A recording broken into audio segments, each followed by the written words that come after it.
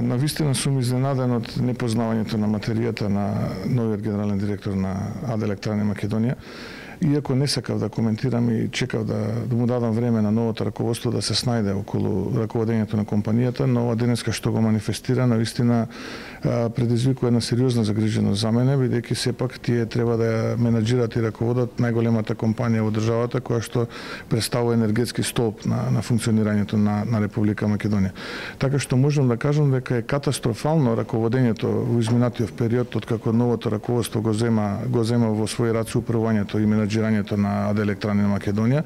поготово денешниот груп обид да се изманипулира јавноста и со еден вака дворски момент да се прикажат бројки кои што навистина не соодветствуваат со реалната ситуација. Но какви се фактите? Имено станува збор за првично обвинување дека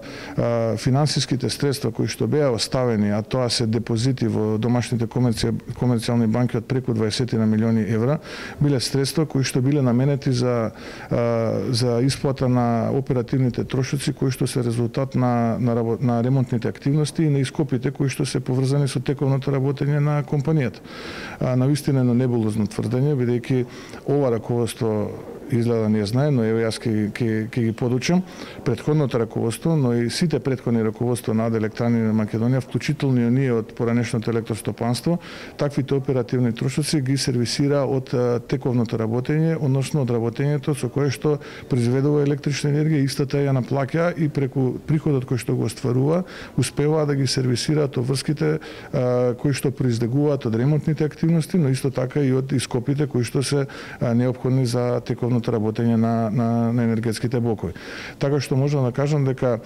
овие средства кои што ние ги оставивме, единствената намера на тие средства беше да се финансираат развојните проекти кои што исто така прилично одработени им ги оставивме во наследство на новото раководство. Така што или немаат доволно знаење како да ги искористат во развојните проекти, па се обидуваат да ги пренаменат за сервисирање на тековните проекти, на тековните расходи, или пак навистина не знам зашто станува збор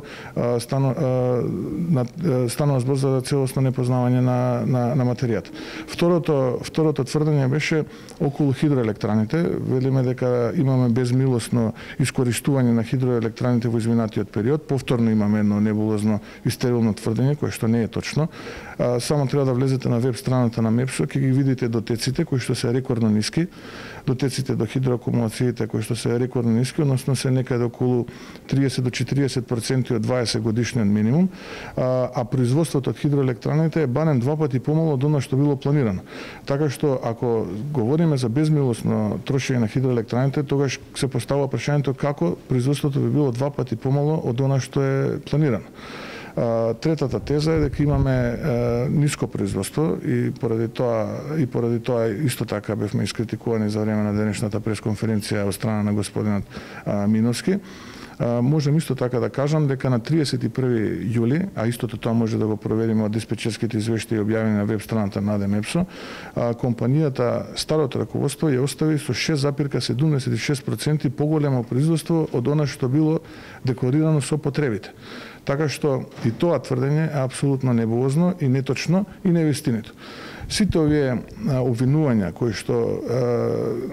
господинот Миновски денеска се обиде да ги презентира невешто на оваа пресконференција, представуваат еден обид да се дефокусира јавноста од реалните теми, од реалните проблеми, од реалните скандали кои што го пратат работењето на АД-ЕЛЕМ од превземањето на компанијата од страна на новото раководство. Така што јас не би можел ништо да додадам, сем да му порачам дека му стоиме на располагање, доколку не знае, тука сме, ќе му помогнеме, бидејќи компанијата е интерес на државата, а наш интерес е државата да е богата и да има среќни граѓани. Така што во било кое време, доколку му е потребна стручна, но и експертска помош во менаџирањето и раководењето на компанијата, ние му стоиме на располагање за секакви консултации, се разбира pro bono.